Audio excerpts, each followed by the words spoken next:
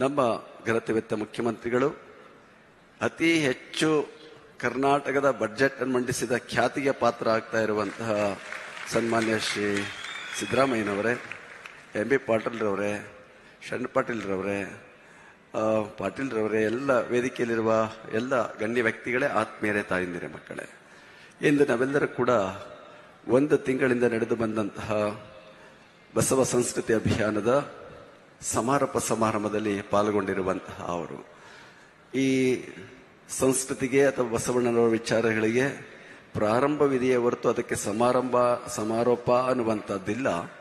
ಆದರೆ ಅದಕ್ಕೊಂದು ತಿಂಗಳ ಕಾರ್ಯಕ್ರಮದಕ್ಕೆ ಮಾತ್ರ ಸಮಾರೋಪ ಅನ್ನುವ ಭಾವನೆಯನ್ನು ಇಟ್ಕೊಂಡು ಇವತ್ತು ನಾವೆಲ್ಲರೂ ಒಟ್ಟಾಗಿ ಸೇರಿ ಇವತ್ತು ಬಸವ ಸಂಸ್ಕೃತಿ ಅಭಿಯಾನದ ಸಮಾರೋಪ ಸಮಾರಂಭದಲ್ಲಿ ನಾವೆಲ್ಲ ಪಾಲ್ಗೊಂಡಿರುವಂತಹ ಅವರು ನಾವೆಲ್ಲ ಭಾಗ್ಯವಂತರು, ಪುಣ್ಯವಂತರು, ಸುಕೃತಿಗಳು. ಯಾಕೆ ಅಂತಂದ್ರೆ ನಾವು ಕರ್ನಾಟಕದಲ್ಲಿ ಜನ್ಮ ಪಡ್ಕೊಂಡಿದೀವಲ್ಲ, ಬಸವಣ್ಣನವರ ಜನ್ಮ ಭೂಮಿಯಲ್ಲಿ ನಾವು ಜನ್ಮ ಪಡ್ಕೊಂಡಿದ್ದೀವಿ ಅನ್ನೋದೇ ನಮ್ಮ ಹೆಗ್ಗಳಿಕೆ ಅಂತ ಹೇಳಬೇಕಾಗಿರುವಂತಹದ್ದು. ಹಾಗೆ ಇವತ್ತೇನಾದ್ರೂ ಕರ್ನಾಟಕದ ಒಂದು ಮಹತ್ವ ಜಗತ್ತಿನಲ್ಲಿದೆ ಅಂತಂದ್ರೆ ಅದು ಬಸವಣ್ಣನಿಂದ ನಮಗೆ ಈ ಜಗತ್ತಿಗೆ ಒಂದು ಖ್ಯಾತಿಯನ್ನು ಕೊಡುವಂತ ಕೆಲಸ ಆಗ್ತಾ ಇರುವಂತಹದ್ದು. ಇವತ್ತು ಬಸವಣ್ಣನವರ ತತ್ವಗಳು, ವಿಚಾರಗಳು ಪ್ರತಿಯೊಬ್ಬರಿಗೂ ಬೇಕಾಗಿರುವಂತಹದ್ದು, ಪ್ರತಿಯೊಬ್ಬ ವ್ಯಕ್ತಿಗೂ ಬೇಕಾಗಿರುವಂತ ದೇಶ, ಭಾಷೆ, ಜಾತಿ, ಜನಾಂಗ ಪ್ರಶ್ನೆಯೇ ಇಲ್ಲ. ಪ್ರತಿಯೊಬ್ಬ ವ್ಯಕ್ತಿಯು ಕೂಡ ಉತ್ತಮ ಜೀವನವನ್ನು ಸಾಗಿಸೋದಕ್ಕೆ ಬೇಕಾದಂತಹ ಮಾನವೀಯ ಸಂವಿಧಾನವನ್ನು ಕೊಟ್ಟಂತಹ ಅವರು 12ನೇ ಶತಮಾನದ ಬಸವಣ್ಣನವರು ಅಂತ ನಾವೆಲ್ಲ ಹೆಮ್ಮೆಯಿಂದ, ಅಭಿಮಾನದಿಂದ ಹೇಳಬೇಕಾಗಿರುವಂತಹದ್ದು.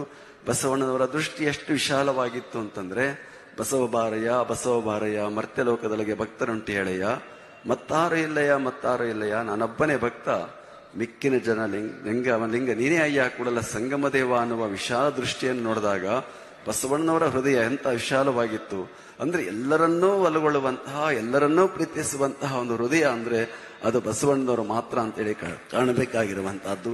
ಈಗಾಗಲೇ ಅವರ ವಿಚಾರಗಳನ್ನ ಕುರಿತು ಅನೇಕರು ಇಲ್ಲಿ ಮಾತನಾಡ್ತಾ ಇರುವಂತಹ ಅವರು.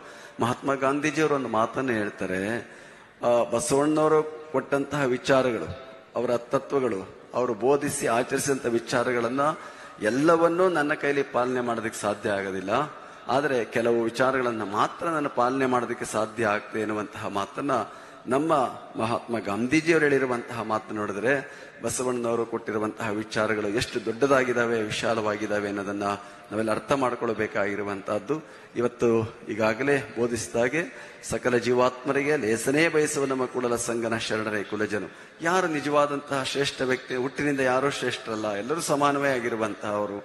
ಆದರೆ ಆಚರಣೆಯ ಮೂಲಕ ಎಲ್ಲರಿಗೂ ಕೂಡ ಕಲ್ಯಾಣವನ್ನು ಬಯಸುವಂತಹದ್ದು, ಎಲ್ಲರ ಹಿತವನ್ನು ಬಯಸುವಂತಹದ್ದು, ಎಲ್ಲರಿಗೂ ಒಳಿತನ್ನೇ ಬಯಸುವಂತಹ ವ್ಯಕ್ತಿ ಯಾರಿರ್ತಾನೋ ಅವನು ನಿಜವಾದಂತಹ ಕುಲಿಜ ಅನ್ನುವಂತಹ ಮಾತನ್ನ ಬಸವಣ್ಣವರು ಸ್ಪಷ್ಟವಾಗಿ ತಿಳಿಸಿರುವಂತಹ ಅವರು.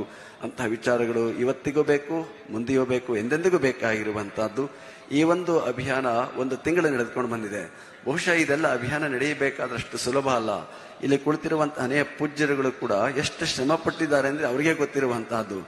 ಬಂಜೆ ಬೇನೆ ಅರಿಯಳು ಮೊಲದಾಯಿ ಮುದ್ದು ಬಲ್ಲಳೆ, ನೊಂದವರ ನೋವ ನೋಯವರೇ ಬಲ್ಲವರು ಅನ್ನುವ ಹಾಗೆ ಅವರ ಕಷ್ಟಪಟ್ಟಿರುವಂತಹದ್ದು ಅವರಿಗೆ ಗೊತ್ತು. ಒಂದು ತಿಂಗಳ ಪರ್ಯಂತರವಾಗಿ ಹಗಲು ಇರುಳು ಅನ್ನದೆ, ವಾರವೆಂದರಿಯ ದಿನವೆಂದರೆ ಏನೆಂದರಿಯನಯ್ಯ, ಇರುಳೆಂದರೆಯ ಹಗಲೆಂದರೆ ಏನೆಂದರಿಯನಯ್ಯ, ನಿಮ್ಮುವ ಪೂಜಿಸಿ ಎನ್ನುವ ಮರೆದೆ ಕೂಡಲ ಸಂಗಮ ದೇವ ಅನ್ನುವ ಹಾಗೆ ಎಲ್ಲ ಪೂಜ್ಯರುಗಳು ಕೂಡ ಬೀದರ್ನಿಂದ ಹಿಡಿದು ಚಾಮರಾಜನಗರದವರೆಗೆ ಹಳ್ಳಿ ನಮ್ಮೆಲ್ಲ ಜಿಲ್ಲೆಗಳಿಗೆ ಸಂಚರಿಸುವುದರ ಮುಖಾಂತರವಾಗಿ ಬಸವಣ್ಣನವರ ಬೆಳಕನ್ನ ಎಲ್ಲ ಕಡೆಗೆ ಪಸರಿಸುವಂತ ಕೆಲಸವನ್ನ ಮತ್ತಷ್ಟು ಈ ಅಭಿಯಾನ ತುಂಬಿರುವಂತಹದ್ದು ಅನ್ನುವ ಮಾತನ್ನ ಈ ಸಂದರ್ಭದಲ್ಲಿ ಹೇಳ್ತಾ, ಈ ಬಸವ ಬೆಳಕಿನಲ್ಲಿ ನಾವೆಲ್ಲ ಬದುಕುವಂತಹದ್ದೇ ನಮಗೆ ಮುಖ್ಯ ಆಗಿರುವಂತಹದ್ದು.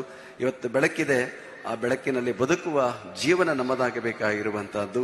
ಎಲ್ಲ ಬಲ್ಲಿದನೆಯ ಕಲ್ಯಾಣ ಬಸವಯ್ಯ ಚೆಲ್ಲಿದನ ತಂದು ಶಿವಬೆಳಗ ನಾಡೊಳಗೆ ಸಲ್ಲೆತ್ತಿ ಜನರು ಹಾಡುವರು ಅನ್ನುವ ಹಾಗೆ ಆ ಬಸವ ಬೆಳಕು ಎಲ್ಲ ಕಡೆ ಇರಬೇಕಾಗಿರುವಂತಹದ್ದು. ಪ್ರತಿಯೊಬ್ಬರ ಮನೆಗಳಲ್ಲಿ ಮನಗಳಲ್ಲಿ ಬದುಕಿನಲ್ಲಿ ಇರಬೇಕು ಅನ್ನುವಂತಹ ಮಾತನ್ನ ಈ ಸಂದರ್ಭದಲ್ಲಿ ಹೇಳ್ತಾ, ಈ ಒಂದು ಬಸವ ಸಂಸ್ಕೃತಿಯ ಅಭಿಯಾನದ ಸಮಾರೋಪ ಸಮಾರಂಭದಲ್ಲಿ ಪಾಲ್ಗೊಂಡಿದ್ದಕ್ಕೆ ಅತ್ಯಂತ ಸಂತೋಷ, ಆನಂದ ಉಂಟಾಗಿದೆ ಎನ್ನುವ ಮಾತನ್ನು ಹೇಳ್ತಾ ಮುಖ್ಯಮಂತ್ರಿಗಳು ಈ ಕಾರ್ಯಕ್ರಮಕ್ಕೆ ಆಗಮಿಸಿದ್ದಾರೆ. ಬಹುಶಃ ಒಬ್ಬ ಮುಖ್ಯಮಂತ್ರಿಗಳಾಗಿ ಅವರು ಬಜೆಟ್ ಮಂಡಿದ ಜೊತೆಗೆ ಒಬ್ಬ ಉತ್ತಮ ಅರ್ಥಶಾಸ್ತ್ರಜ್ಞರು. ಅವ್ರ ಕಾನೂನು ಓದಿರೋದು ಕಾನೂನು ಮಾಡಿರೋದೆಲ್ಲ ಅರ್ಥಶಾಸ್ತ್ರದ ಕೆಲಸ ಜಾಸ್ತಿ ಮಾಡ್ತಾ ಇದ್ದಾರೆ. ಕಾನೂನು ಬಿಟ್ಟೇ ಬಿಟ್ಟವ್ರು ಅವ್ರು ಹೆಚ್ಚಿನದಾಗಿ. ಆದರೆ ಒಬ್ಬ ಅರ್ಥಶಾಸ್ತ್ರದ ವಿಶೇಷತೆ ಗುಣಗಳನ್ನು ಇಟ್ಕೊಂಡು ಜನಸಾಮಾನ್ಯರ ನಾಡಿ ಮಿಡಿತವನ್ನು ಅರಿತು ಬಡವರು ಹೇಗಿದ್ದಾರೆ, ಕಷ್ಟದಲ್ಲಿ ಯಾರಿದ್ದಾರೆ, ಆ ಕಷ್ಟವನ್ನು ಪರಿಹರಿಸುವಂತಹ ಒಂದು ವಿಶೇಷವಾದ ಕಾಳಜಿಯನ್ನು ಇಟ್ಕೊಂಡು ಕೆಲಸವನ್ನು ಮಾಡ್ತಾ ಇರುವಂತಹ ಅವರು, ಅದು ಒಬ್ಬ ನಾಯಕನಲ್ಲಿ ಇರಬೇಕಾಗಿರುವಂತಹ ಅತ್ಯಂತ ಮುಖ್ಯವಾದಂತಹ ಗುಣ ಅಂತ ಮುಖ್ಯಮಂತ್ರಿಗಳಾಗಿರುವಂತಹ ಸನ್ಮಾನ್ಯ ಶ್ರೀ ಸಿದ್ದರಾಮಯ್ಯನವರು ಈ ಕಾರ್ಯಕ್ರಮದಲ್ಲಿ ಭಾಗವಹಿಸಿದ್ದಾರೆ. ಅವರ ಮಾತುಗಳಿಗೆ ನೀವೆಲ್ಲರಿಗೂ ಕಿವಿಯಾಗಬೇಕಾಗಿದೆ ಅನ್ನೋ ಮಾತನ್ನು ಹೇಳ್ತಾ ಎಲ್ಲರಿಗೂ ಕೂಡ ಬಸವಾದಿ ಪ್ರಮುಖರ ಕೃಪೆ ಇರಲಿ ಅಂತ ಹಾರೈಸಿ ನನ್ನ ಎರಡು ಮಾತುಗಳನ್ನು ಮುಗಿಸ್ತಾ ಇದ್ದೀನಿ.